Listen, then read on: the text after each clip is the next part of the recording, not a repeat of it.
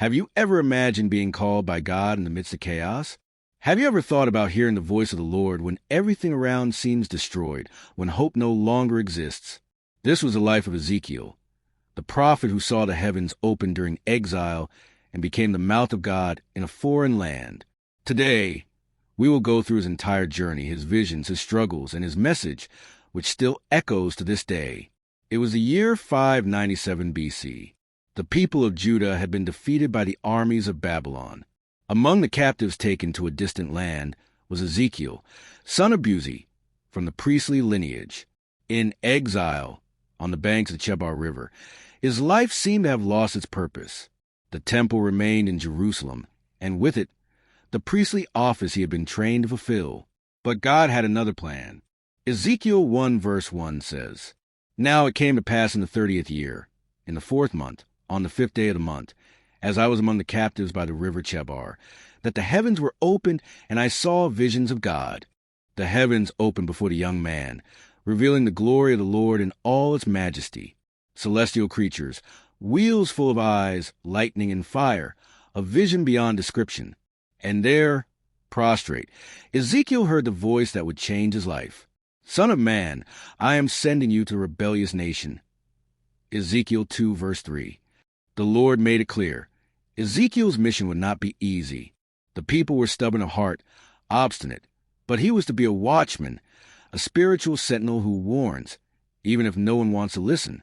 God said to him, "When I say to the wicked, 'You shall surely die,' and you do not warn him, nor speak to warn the wicked from his wicked way, to save his life, that wicked man shall die in his iniquity, but his blood I will require at your hand."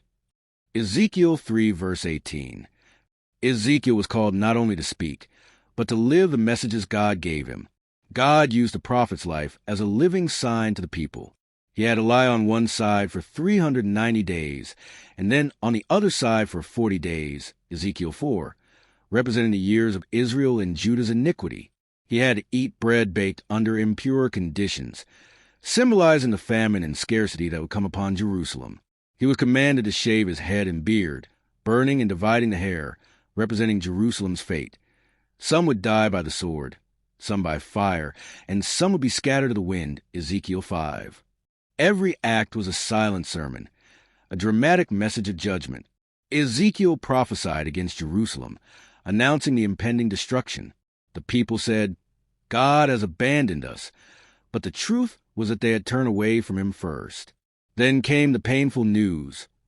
The temple, the pride of Israel, had been destroyed. Ezekiel's heart was broken, yet the Lord gave him even deeper words. In one of the most painful moments of his life, God told Ezekiel that his wife, the delight of his eyes, would die, but he was not to weep or mourn. Ezekiel 24 verses 15 to 17. This act represented the shock of Jerusalem's and the temple's destruction.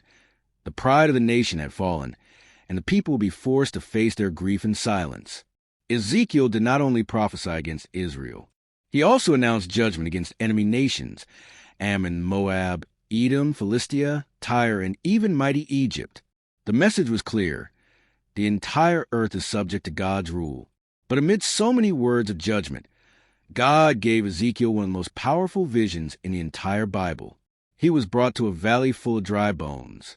And God asked, "Son of man, can these bones live?" Ezekiel 37 verse 3. Ezekiel answered, "O Lord God, you know." Then the Lord commanded him to prophesy, and before his eyes the bones came together, flesh and sinews formed, and by the breath of the Spirit, a mighty army arose. This vision showed that Israel, even though destroyed, would live again. God will restore his people. In the final visions, Ezekiel was brought to see the restored temple, a symbol of the Lord's presence returning among his people. He described the glory of God filling the sanctuary and a river flowing from within the temple, bringing life wherever it passed, Ezekiel 47. It was a promise. The God who judges also restores. The pinnacle of Ezekiel's life was seeing that the God who allowed the exile was the same God who promised restoration. In the valley of dry bones, in the temple rebuilt in vision, Ezekiel understood the Lord does not abandon his people. He transforms ruins into hope, death into life, exile into redemption. Ezekiel's life teaches us that even when everything seems lost, God still speaks. He is the God who corrects us, but also lifts us up. He is the God who breathes life into dry bones and makes rivers flow in the desert. Perhaps today you are living your own exile, looking at situations that seem irreversible. But just as in Ezekiel's time, the Lord still says, "And I will put my spirit in you, and you shall live." Ezekiel 37, verse 14. Ezekiel's story is a reminder that no distance, pain, or destruction can silence God's voice. He continues to raise watchmen, continues to breathe life, continues to restore what seemed lost. If this message touched your heart, write in the comments which vision of Ezekiel spoke to you the most. Subscribe to the channel, hit the notification bell, and share this video with someone who needs to hear that God still restores, still speaks, and still transforms dry bones into abundant life. The life and visions of Ezekiel are not just stories of the past. They carry a profound message for yesterday, today, and tomorrow. Keycap 1 Past, Judgment upon Israel. Ezekiel's prophecies clearly show that God's people reaped the consequences of their disobedience. Jerusalem fell, the temple was destroyed, exile came. The symbolic acts, such as lying on one side for years, bread baked in impure conditions, and the death of his wife, remind us that sin has consequences, but God always executes his justice sovereignly.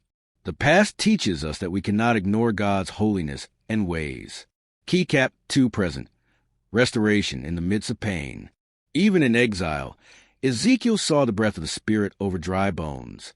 This shows us that even when all seems lost, God does not abandon his people. For us today, this means that in moments of discouragement, spiritual, emotional, or material bankruptcy, God still has the word of life. He continues to breathe hope where there is despair, restoration where there are ruins.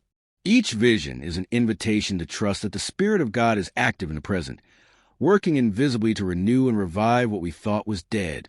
Keycap 3 Future, the eschatological promise. The visions of the restored temple, God's glory returning, and the river of life, Ezekiel 47, point to God's future kingdom, the fullness of redemption. Eschatologically, they speak of a time when God's presence will be complete among his people, justice and peace will reign, and all restoration will be complete. This anticipates the promise of Christ in the new heaven and new earth, a world where death, sin, and desolation will no longer exist. For us, it is the ultimate hope, the glorious future awaiting us if we remain faithful. The past warns us, sin brings judgment. The present consoles us. The Spirit of God still restores and gives life. The future inspires us. God's glory will be complete, and all ruin will be transformed into eternal victory. Thus, Ezekiel's story challenges us to live in holiness, trust in God's work today, and faithfully wait for fulfillment of his future promises.